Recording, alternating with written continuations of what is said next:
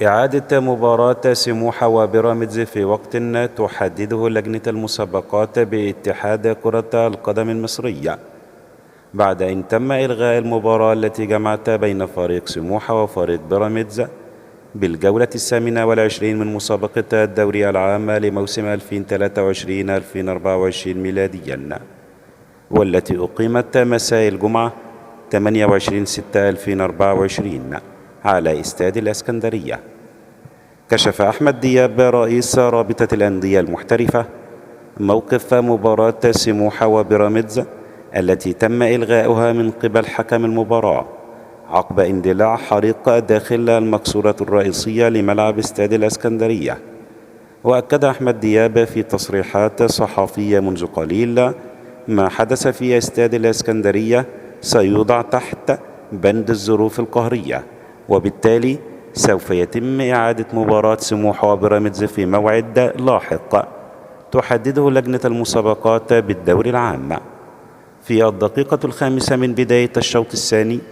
أي بعد مرور 50 دقيقة من زمن المباراة،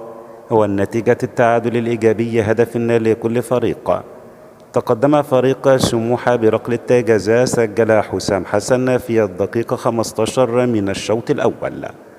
وتعادل فيستون مايلي في الدقيقة 3 من الوقت بدل الضائع لهذا الشوط. وفي الدقيقة 4 من الوقت بدل الضائع لنفس الشوط تعرض الهاني سليمان حارس مرمى سموحة للطرد بسبب عرقلة مهاجم بيراميدز المنفرد بالمرمى فيستون مايلي، ليلعب نادي سموحة 10 لاعبين من بداية الشوط الثاني. وفي الدقيقة 50 من زمن المباراة، بعد مرور 5 دقائق من بداية الشوط الثاني بين سموحة وبيراميدز، شهدت المباراة نشوب حريق داخل غرفة التحكم الخاصة بالمقصورة الرئيسية لملعب استاد الإسكندرية، وتم تدخل قوات الحماية المدنية وإيقاف اللقاء،